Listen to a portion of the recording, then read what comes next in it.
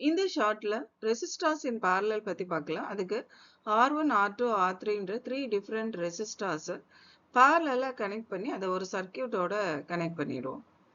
இப்போ இந்த சிம்பிள் ரெசிஸ்டார்ஸ்க்கு பதிலா எலக்ட்ரிக் பல்ப்ஸ் எடுத்துக்கலாம். ஸோ தட் உங்களுக்கு இன்னும் ஈஸியா புரியும்.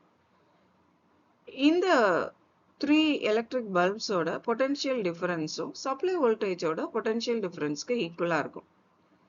அதுதான் parallel கனெக்ஷனோட இம்பார்ட்டன்ட் பாயிண்ட். இப்போ சர்க்கியூட்டை க்ளோஸ் பண்ண உடனே சார்ஜ் பாசிட்டிவ் டெர்மினல்லேருந்து நெகட்டிவ் டெர்மினல் நோக்கி ஃப்ளோ ஆகும்.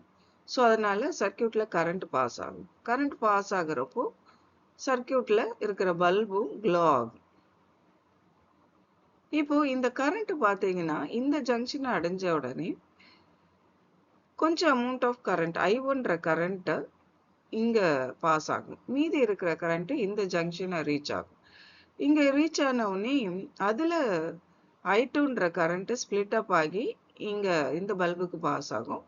அதே மாதிரி பேலன்ஸ் இருக்கிற கரண்ட், அதை தான் நம்ம I3ன்னு சொல்றோம், அது தேர்ட் எலக்ட்ரிக் பல்புக்கு பாஸ் ஆகும்.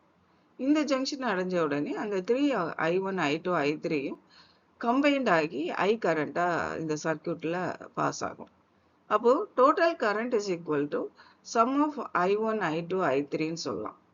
அக்கார்டிங் டு ஓம்ஸ்ல V is equal to IR, அதுலேருந்து I is equal to V by Rன்னு எடுக்கலாம்.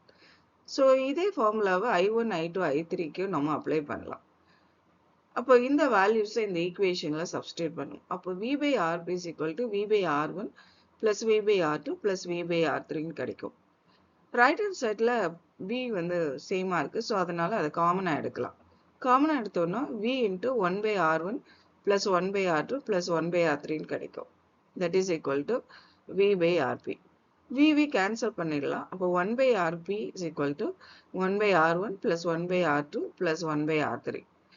அப்போ ரெசிஸ்டர்ஸ் இன் parallel, அதாவது parallel கனெக்ஷன்ல reciprocal of the equivalent resistance இதுக்கு ஈக்குவலா இருக்குன்னா sum of the reciprocal of the individual resistance of the resistors க்கு ஈக்குவலா இருக்கும்.